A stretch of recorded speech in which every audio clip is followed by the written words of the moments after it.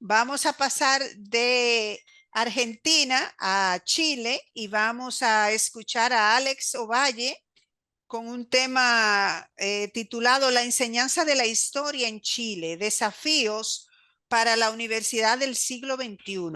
Pero vamos a presentarlo brevísimamente para que ustedes sepan cuál es su quehacer académico. Él es doctor en historia de la Universidad de Chile, académico y director de la Escuela de Pedagogía en Historia y Geografía, Universidad de La Serena. Investigador visitante en el Instituto Universitario de Estudios Latinoamericanos de la Universidad de Alcalá de Henares, España. Miembro de la Comisión de Historia en Chile del Instituto Panamericano de Geografía y de Historia.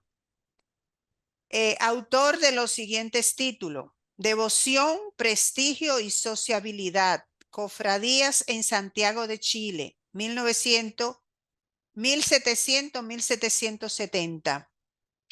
Estudios históricos, indagación y reflexión en el siglo XXI. Esos son algunos de sus títulos, no son todos, pero vamos ahora a escucharle y vamos a coger el tiempo para que lo tenga presente, las 3:50. Adelante, Alex. Muy buenas tardes o muy buenas noches. Yo creo que no sé cuáles serán los horarios que tiene nuestra audiencia y los colegas. Les envío un cordial saludo desde Viña del Mar. Estoy a puertas también de dar otra charla a las 5 de la tarde.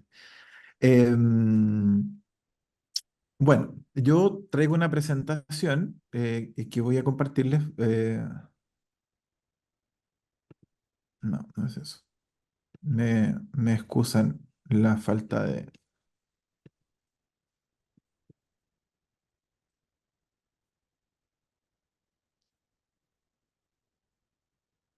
Ahí está. Bueno, como se mencionó anteriormente, mi presentación se llama La enseñanza de la historia en Chile, desafíos para la Universidad del siglo XXI.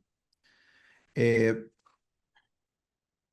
esta, esta presentación va a tener como eje el ámbitos institucionales de la universidad en Chile, ámbitos institucionales de las carreras de pedagogía en historia en Chile y también grados de historia, también considerar la formación de posgrado tanto en la maestría como en el doctorado, y algunos desafíos que surgen a propósito de muchos temas que han sido comentados durante esta tarde. Tenemos, en primer lugar, como ven en la diapositiva, ¿no? En el siglo XIX, perdón, si me permiten un poco de historia a propósito de la formación de la Universidad de Chile, sobre todo, durante la segunda mitad del siglo XIX, la universidad se pensó como un eje central en el proyecto nacional. ¿Ah? Y evidentemente que las historias nacionales, particularmente me refiero a la historia general de Chile en 16 tomos de don Diego Barros Arana, que se escribió, ¿no? Como por esta universidad reflexiva, la universidad intelectual y no docente aún. En cierto sentido tuvo como esa obra, ¿no? Fue una especie de hito fundacional que la lleva incluso a ser, digamos, pensada como un monumento, ¿no? Tal como se erigieron estatuas y distintos monumentos que nos recordaban, ¿no? La unificación del Estado Nacional, en un contexto también donde Chile reforzó su sentimiento nacional en todos los niveles de la sociedad a partir de un triunfo militar. Ustedes conocen la guerra del Pacífico para Chile, la guerra contra Chile de Perú, la guerra del Salitre desde Bolivia. Y de alguna manera el Estado tomó la universidad durante el siglo XIX y el siglo XX como una especie de eje formativo de la sociedad chilena y hacia inicios del siglo XX el surgimiento del Instituto Pedagógico, que tuvo una característica muy particular en el caso de Chile, que fue la llegada de profesores alemanes, cosa que generó una inmediata absorción del positivismo y del historicismo, por cuanto durante los primeros, o sea, 50 años, incluso hasta la década de los 60, la historiografía chilena estuvo marcada por una fuerte ligazón a el archivo y a la construcción del discurso histórico a partir de la demostración de hechos, hasta que apareció la primera influencia de los anales, la influencia de la historiografía inglesa, sobre todo un poquito antes del golpe de Estado de 1973, y que incluso durante la dictadura el espíritu del Instituto Pedagógico que fue disuelto en 1981 y se creó una universidad actualmente que se llama la Universidad Metropolitana de Ciencias de la Educación. El Instituto Pedagógico mantuvo de alguna manera en otras universidades, tales como la Universidad Católica o incluso la Universidad de Chile en la licenciatura en Historia, que después se varió hasta la actualidad, que sigue existiendo. Se mantuvo de algún modo una línea historiográfica que está muy ligada al archivo y está también muy ligada a la influencia francesa, sobre todo durante las primeras décadas de este siglo. Eso ha tendido a cambiar y con este advenimiento de la nueva historia cultural, de la historia transnacional, la influencia alemana, y evidentemente de la microhistoria. Eso muy grosso modo de cómo se ha dado la historiografía en Chile. Sé que es muy difícil hacerlo. Y aquí empezamos un poco, como comprenderán, hay una relación de la historiografía, la producción científica finalmente, con el rol que tiene la universidad. En el siglo XXI, la universidad tiene otro rol. A propósito de los cambios institucionales, sobre todo durante las primeras décadas del siglo XX, se produjo algo que no, sin precedente en Chile, que guarda relación con la masividad de la universidad. Si bien nosotros no podemos hablar de que existe gratuidad en la universidad universal, ¿ah? Una gratuidad universal en el ingreso a la universidad, sí las políticas de ingreso a la universidad han tendido a masificar la matrícula. Em, voy a, voy a avanzar. Bueno, la ciencia y las letras, ¿no? Decía Andrés Bello, fuera de este valor social, fuera de esta importancia que podemos llamar instrumental, fuera del barniz de amenidad y elegancia que es la sociedad humana y que debemos contar también entre sus beneficios, tienen un mérito suyo, intrínseco en cuanto aumentan los placeres y goces del individuo que la cultiva y las ama, placeres exquisitos y que no llega el delirio de los sentidos, goces puros en que el alma no se dice a sí misma. Eh, Sin embargo, esta idea, ¿no? Romántica, ¿no? Y fundacional de Andrés Bello, de alguna manera, ¿no? Choca con la percepción actual de la universidad que después, durante las primeras 3 décadas nosotros estamos ya hablando de los 30 años de la democracia, de la restauración de la democracia en Chile, se dio el fenómeno de la ministerialización de la enseñanza, de la enseñanza universitaria en el fondo, que dice que durante el siglo XIX y gran parte del siglo XX, lo que se enseñaba en los colegios era lo que se estudiaba en la universidad. Ahora, lo que se enseña en la universidad es lo que dicta el Ministerio de Educación. Como pueden ver ahí, en la pantalla hay noticias que tienen incluso un día o 3 semanas a propósito de una última actualización curricular del Mineduc o del Ministerio de Educación, que durante los últimos 10 años ha existido una merma en las horas dedicadas al estudio de la historia en los colegios. Por lo tanto, eh, se, com- hay un diagnóstico que coinciden también las colegas argentinas. Hay estudiantes que no tienen hábitos lectores, eh, puesto que no tienen el tiempo para poder desarrollar estudios, sino estudios, digamos, reflexivos, que solo lo da la lectura, y se ha trocado por una especie de mecanización del conocimiento relacionado a las pruebas de ingreso a la universidad, que son muy competitivas, por cierto. Eh, para las universidades de élite, pero no tanto para la gran cantidad de universidades que hay en el país. Por lo tanto, esas reformas universitarias, que ya las mencioné, y la subordinación de la universidad al ministerio, también está mencionado.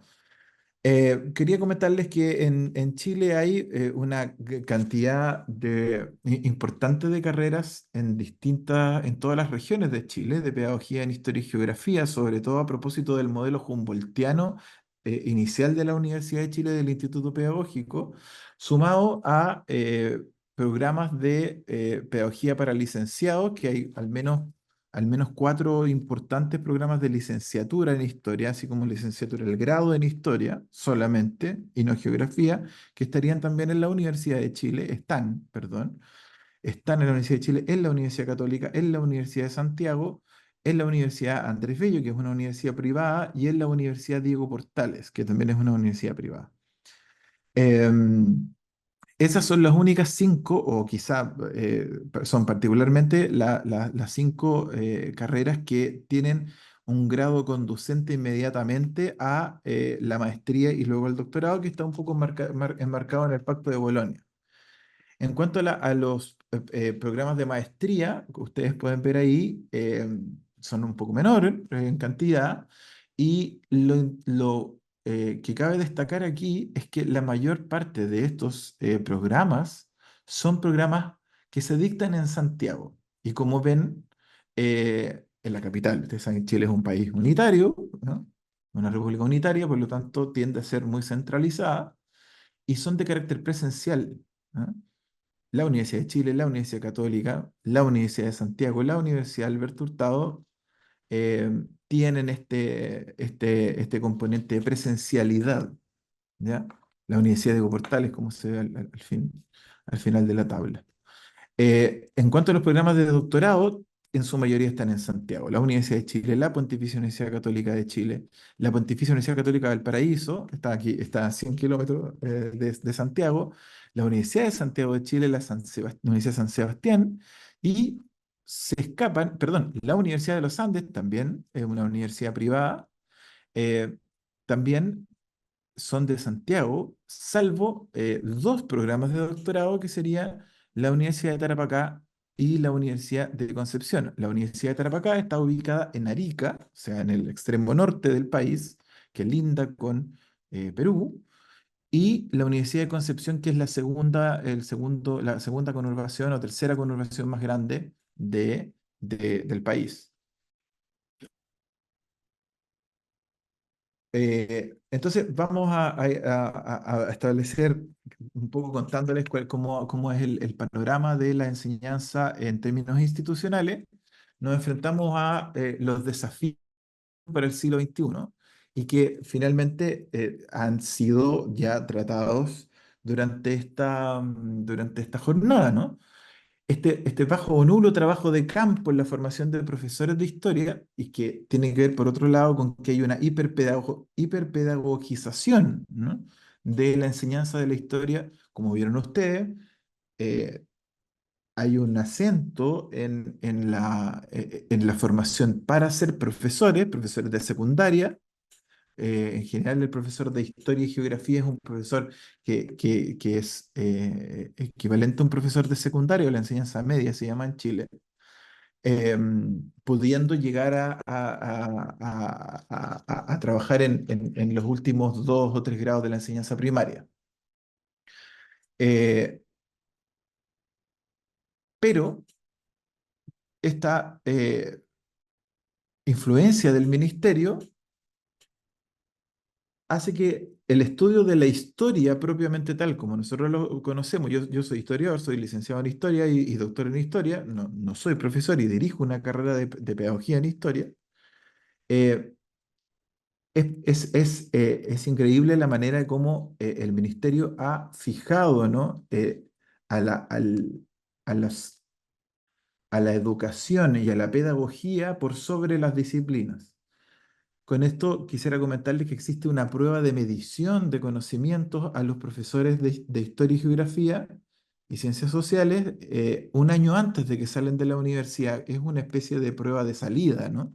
Eh, que se hizo, ¿no? Con la finalidad de procurar que los profesores los profesores de todo tipo, ¿no? De todas las disciplinas en Chile, tuvieran conocimiento, y son medidos por los conocimientos pedagógicos y por los conocimientos disciplinares. En el caso de historia y geografía, en todas las universidades chilenas, los conocimientos pedagógicos son ostensiblemente mayores que los conocimientos disciplinares, tanto en historia como en geografía. Esa es la famosa Evaluación Nacional Diagnóstica, o END. Por lo tanto, es muy difícil. Quisiera mencionar también que en Chile hay 3 archivos grandes y eh, 2 de ellos, podríamos decir 3 de ellos, están en Santiago y hay otros 2 archivos regionales fuertes, uno en Temuco, en la zona de la Araucanía, y en Copiapó, que es en el norte chico, un poco más hacia al norte desde donde yo trabajo, que es La Serena, que por lo menos unos 800 kilómetros de Santiago. Por lo tanto, existe una centralización de los archivos. Los profesores dentro de todas las universidades les cuesta mucho llevar a los estudiantes a trabajar con fuentes primarias. Eso significa que por otro lado tenemos a profesores que son sumamente técnicos en las didácticas, en las maneras de enseñar historia. Se había hablado hace un rato sobre la centralización de la didáctica.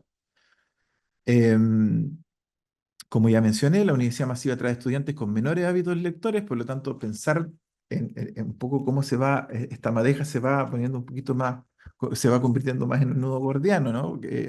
Puesto que no traen buenos hábitos lectores y llevar a un estudiante al archivo es mucho más difícil, no solamente por ese tema geográfico, sino que además está el problema de la comprensión de los estudiantes, de los jóvenes en la actualidad en Chile por estudiar un documento del siglo XIX, un documento del siglo XVIII, etcétera. Ahora, voy a saltarme el tema de la inteligencia artificial y lo voy a dejar para la última reflexión. ¿Ya? En términos de las temáticas, existe un exceso de carga a propósito de la historia republicana y contemporánea y un bajo interés por la historia colonial y sobre los pueblos originarios. Hace menos de un año nosotros votamos, se hizo un plebiscito, ustedes lo sabrán, ¿no? Por una nueva constitución, donde se planteaba la existencia de eh, autonomías para los pueblos originarios. Sin embargo, los profesores de historia, que son los que tienen que enseñar, no saben sobre los pueblos originarios, saben muy poco sobre los pueblos originarios. Eso significa que eso ha estado, de alguna manera, la universidad no ha sido capaz de llevar eso a los profesores actualmente. Y eso, en el fondo, linda con que casi es un despropósito, ¿no? Es una historia que se escribe también desde la reciente vuelta a la democracia, que no ha podido avanzar hacia una construcción de la ciudadanía, siempre pensando todavía en este pasado dictatorial. Profesores que fueron formados hasta hace 40, 30 años, que siguen en el sistema y que también siguen en el sistema universitario. Ahora, con respecto a la forma de cómo se accede, también es muy complicado porque en Chile existe para el estudio y con esto voy terminando, por eso que no les voy a compartir más la pantalla. Quisiera mencionarles un par de cosas más. Para poder acceder a la investigación en Chile, existen fondos de investigación que son concursados y que son altamente competitivos, que se llaman fondos de ciencia y tecnología, que tienen mediciones muy parecidas a las ciencias duras. Por lo tanto, son fondos muy competitivos y que son a veces privativos, ¿no? Que son entregados por el Ministerio de Ciencia y a partir de la Agencia de Investigación y Desarrollo, o la Agencia Nacional de Investigación y Desarrollo, ANID. Por lo tanto, cuando una persona, un investigador, gana un fondo CID, a mí me pasó este año que fui congraciado, ¿no? con un fondo de investigación, parece como es un acontecimiento incluso hasta familiar. ¿Ah? Eh, es muy interesante puesto que el neoliberalismo chileno se expresa mucho en esta competición. He hablado de mucha medición, ¿ah? Pero mucha medición que tiende a medir mucha forma, pero poco fondo, ¿ah? Que mide mucho el paper, la cantidad de los papers, sus scopus, pero que ya la reflexión de la escritura del libro ha ido quedando un poco atrás. Ahora, yo quería meterme un poquito en el debate, ¿ah? Y quería mencionar todo este tema de la inteligencia artificial y con esto cierro. ¿Ah? Quisiera yo un poco, no sé si diferir o quizás matizar. ¿Ah? Yo creo que la inteligencia artificial todavía no es Te muy queda un inteligente. minuto. Sí, con esto termino. ¿Ah? Yo creo que la inteligencia artificial no es tan inteligente todavía. ¿Ah? Y lo he comprobado porque he trabajado mucho con el chat GPT, perdón, eh, como productor de textos, tanto para hacer clases como para incluso buscar trabajar en esta presentación, y fue completamente estéril el chat GPT para poder generar una presentación académica. Ojo. ¿Ah? Por lo tanto, es muy fácil ver el uso de los estudiantes de estas aplicaciones como Aitor o el mismo ChatGPT o Text Cortex, que son muy utilizados en Chile. Y quería en el fondo dejar esto, que todavía no es tan inteligente. Ahora, yo creo que una salida es que debemos integrar a la inteligencia artificial a los procesos de investigación. eh, pero porque la historia tiene la característica de que es una ciencia o disciplina de lo particular. Por lo tanto, la inteligencia artificial no puede ir al archivo por nosotros, todavía. Por lo tanto, la investigación tiene un horizonte más o menos abierto y que es promisorio, por cierto. ¿Ah? Yo recuerdo mucho, y con esto termino, cuando se introdujo la computación, la informática, ¿ah? eh, pasó que el cambio generacional de quienes aprendieron la informática, quienes no aprendieron la informática quedaron fuera, quienes aprendieron pudieron sostenerse. ¿Ah? Así que yo vería en la inteligencia artificial buscar de qué manera podemos integrarla a los procesos formativos y de investigación. Eso, muchas gracias por su atención. Sé que quizás me extendí un poquito, pero también estoy a puertas de ir a dar otra charla, así que nos vemos. Muchas gracias. No, gracias a ti, Alex. Muy interesante, como todas las ponencias. Veo que coincidimos mucho en que esto ha sido una tarde maravillosa y promete más.